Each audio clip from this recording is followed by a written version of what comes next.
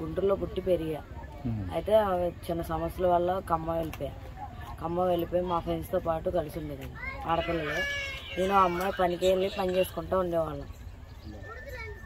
షాప్లో బేకరీలో చేసేదాన్ని. చేసిన టైంలో ఒక అబ్బాయి పరిచయం అయ్యాడు ఆటోలో.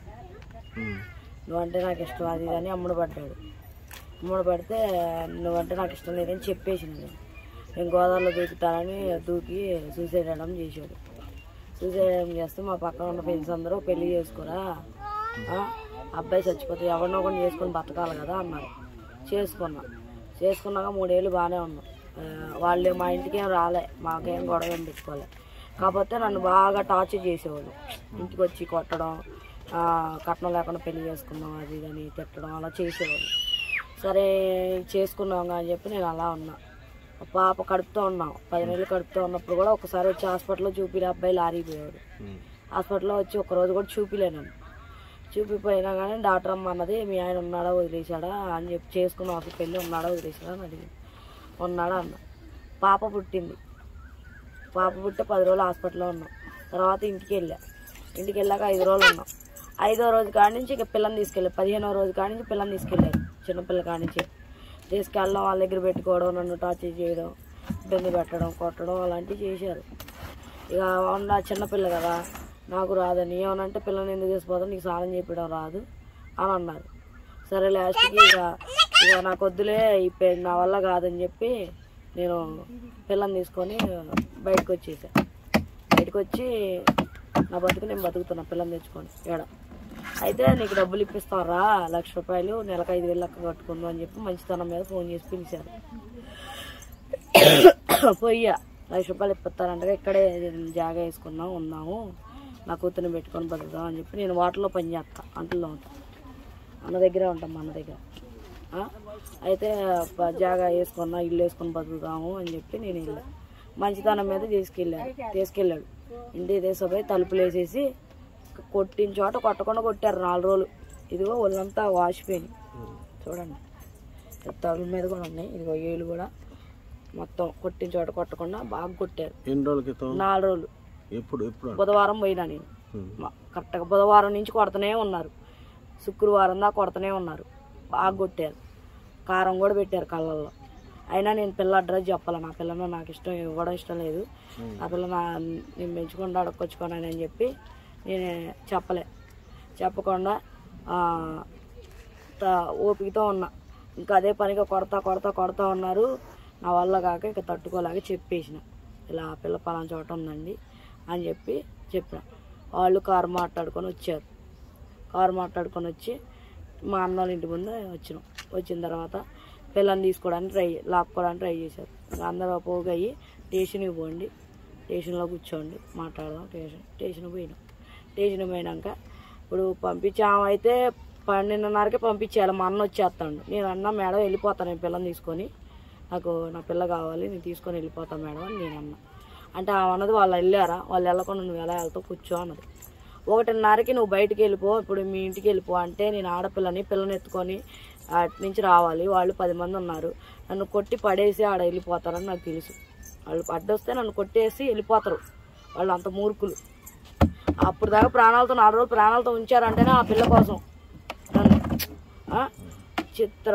చిత్రాంశ చేశాను. నన్ను కొట్టి టార్చర్ చేసి అసలు ఇంట్లో నుంచి బయటికి రానిలే, నన్ను అలా అడుగు బయటికి కూడా పెట్టనీలే, నన్ను బయటికి పెట్టలేకుండా ఇది చేశారు. అయితే హాస్పిటల్కి వెళ్ళి స్టేషన్కి వెళ్ళి ఉన్నాం. అయితే నేను అప్పుడు చెప్పా, 1:30కి వెళ్ళిపోమంటే ఎలా వెళ్ళిపోతాం. మా అన్నయ్యకి ఫోన్ చేస్తే మా అన్న ఫోన్ రింగ్ అయింది 2 సార్లు, ఎత్తలేదు. సరే నిద్రపోతున్నాడు మేడం అన్న. మీరు వెళ్ళి బయట కూర్చోండి అని కానిస్టేబుల్ మగాయన అన్నాడు ఒక ఆయన. సరే బయట కూర్చోండి అంటే పక్కన పోలీస్ స్టేషన్ పక్కన లోపలే అది ఉంది కదా, అది కరెంటుది, దాని పక్కన పడుకున్నా. నేను పిల్లని పక్కన వేసుకొని పడుకున్నా. అమ్మాయి దోమలు కొడుతున్నాయి, పిల్లకి వాళ్ళు కారు వేసుకొని వచ్చారు, ఏసీ కారు. ఆ కారులో పడుకోబెట్టు చల్లగా ఉండిద్ది అంది.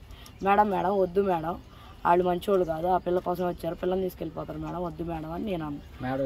అది కానిస్టేబుల్ నాగమణి అన్న. అంటేనేమో నేనున్నాను, డ్యూటీ ఉంది, నేను డ్యూటీలో ఉన్నా, నన్ను కూడా నమ్మవా నువ్వు, ఇప్పుడు దాకా ఎవరు నమ్మవా, నన్ను కూడా నమ్మవా, స్టేషన్ ముందే కదా, కారు ముందే స్టేషన్ పెట్టేస్తాను, మీరిద్దరు లోపల కూర్చుంటారు, ఏం కాదు అని అన్నది. ఆ అబ్బాయితోటి 2 గంటల సేపు మాట్లాడింది. ఆ టైంలో మేడం గారు నేను ఏమో తిని వస్తా, పొద్దు నుంచి ఏం తినలేదు, ఏమో తింటానంటే నువ్వు పోయి అడుగుచోపో అని చెప్పి ఆ అబ్బాయితో 2 గంటలు మాట్లాడింది. అమ్మ 2-3 గంటలు మాట్లాడింది. ఆ అబ్బాయి అమ్మాయి ఆయన ఇద్దరు కుర్చీ వేసుకుని మాట్లాడారు. పిల్లని తీసుకెళ్ళి పడుకోబెట్టు కారులో అన్నీ అన్న. అప్పటికి నేను పడుకోబెట్టను మేడం, మీరు అర్థం చేసుకోండి అని నేను అన్న. అంటే నన్ను నమ్మవా, నా జాబ్ ఉంది, ఇక్కడ సీసీ కెమెరాలు ఉన్నాయి, ఎటు పోతారు వాళ్ళు కార్లు, సీసీ కెమెరా కాదని నీకు అంత నమ్మకం లేదా, పడుకోబెట్టి అని చెప్పి మాట్లాడింది. ఇక ఆమె చెప్పింది. ఆ మాట అయినపోతే మనకి ఏం గౌరవంగా ఉంటుంది. ఆమె డ్యూటీ ఆమె చెప్తుంది కదా, పోలీస్ స్టేషన్ ఎదురుగా ఉంది, కెమెరాలు ఉంది, అన్నీ ఉన్నాయి అన్నది. సరే అని చెప్పి నేను ఏం చేస్తే తీసుకెళ్ళి కారులో పడుకోబెట్టాను. మా ఇద్దరు లోపల కూర్చోమంది. లోపల కూర్చున్నాం. ఆ అబ్బాయి అటు తిరిగి పడుకున్నాను, నేను ఇటు తిరిగి పడుకున్నాను. నన్ను పడుకొని ఇచ్చి వెళ్ళిపోయాడు. అది జరిగింది. రాత్రి పిల్లని తీసుకొని రాత్రి 2:30కి వెళ్ళిపోయాడు. ఇప్పుడు ఆమె జాబ్ చేసామా, నేను పడుకున్నా, నేను అలా కళ్ళు మూసా, జాబ్ చేసామా. ఇప్పుడు ఆమె నా బిడ్డను పంపించింది. మరి నా బిడ్డ పరిస్థితి 3 సంవత్సరాల పిల్ల. నాకు మళ్ళీ పిల్లలు కూడా పుట్టరు. చిన్న ఆపరేషన్ చేయించేశాడు అబ్బాయి మొత్తంలోనే. మరి ఏం చేస్తారో ఏమో. ఎస్ఐ సార్ చుట్టూ తిరుగుతూనే ఉన్నా నేను. ఆ సార్ ఏమో సోమవారం పిలిపిస్తా అన్నాడు. సోమవారం వెళ్ళా, వాళ్ళకి ఫోన్ చేయండి అన్నాడు. వాళ్ళు ఒకసారి ఫోన్ ఎత్తి తర్వాత స్విచ్ ఆఫ్ చేశారు. వాళ్ళు మళ్ళీ. మరి నిన్న వెళ్తే కానిస్టేబుల్ నెంబర్ తీసుకోమ్మా, ఆమెనే పట్టుకొని సార్ గారు ఆమెని అరిచాడంట. మరి నాకు తెలీదు, అరిచాడంట. అయితే వెళ్ళి అడిగిన ఇలాగ సార్ మరి అంటే, అమ్మ వాట్సాప్లో మెసేజ్ పెట్టండి, పిల్లని కానీ రిటర్న్ లేకపోతే ఇవాళ పిలిపిస్తాం అన్నారు. ఇందాల ఫోన్ చేస్తే మేడం గారు ఏమన్నారు, వాళ్ళు ఇంకా రాలేదు, ఫోన్ స్విచ్ ఆఫ్ పెట్టారు, మరి ఏమో నాకు చెప్పలేని, ఇంకా రాలేదు, ఎస్ఐ సార్ ముందు నుంచో పెడతా అంటుంది. మరి ఏం చేస్తారో ఏమో. అది కాకపోతే వాళ్ళకి అంతగా పిల్లని తీసుకోవాలని అంటే నేను చచ్చిపోతా, తల్లి లేని పిల్లని పెంచుకోమని నేను ఆల్రెడీ అడుగుతా. చెప్పురా జరిగింది చెప్పేవాళ్ళు. నేను ఆల్రెడీ చచ్చిపోదాం అనుకుని 2 సార్లు ప్లాన్ చేశాను. వీళ్ళు లాక్కొచ్చారు. వీళ్ళు పట్టడం మీద ఒకసారి పోయా, వీళ్ళు లాక్కొచ్చారు. పిల్లలు లేకపోతే నేను చచ్చిపోతా. ఏం చెప్పలేదు. నా దగ్గర ఆస్తులు లేకపోవచ్చు. అబ్బాయి లారీకి వెళ్తారు.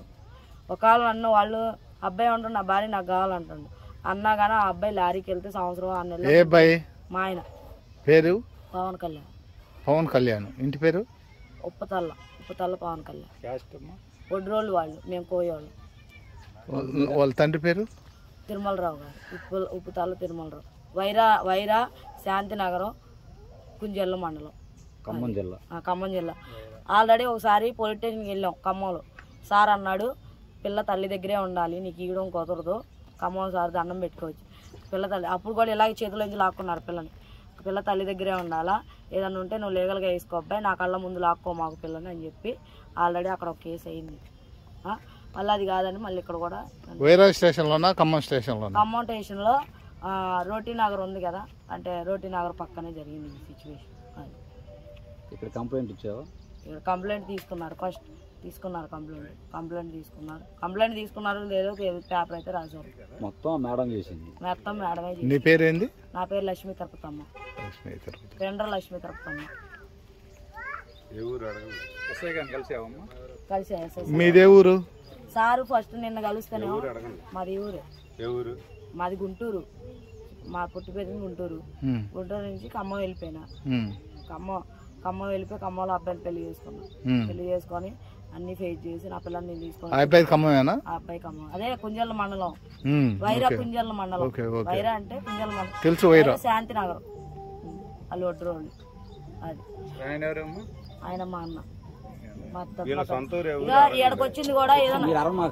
ఈడకొచ్చింది కూడా ప్రశాంతంగా నా కూతురు పెట్టుకొని బతుకుదాం, పని చేసుకొని నా కూతురుని పోషించుకున్నాం అని. నా దగ్గర కోట్లు లేకపోవచ్చు కానీ నేను పని చేసుకుని పెంచేంత కెపాసిటీ ఉంది. అది